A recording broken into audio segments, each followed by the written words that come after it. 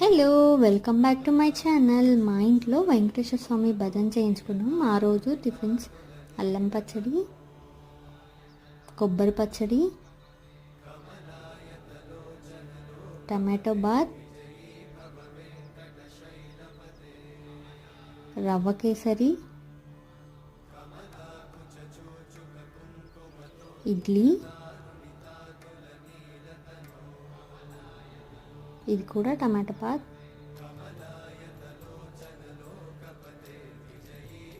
పులిహార,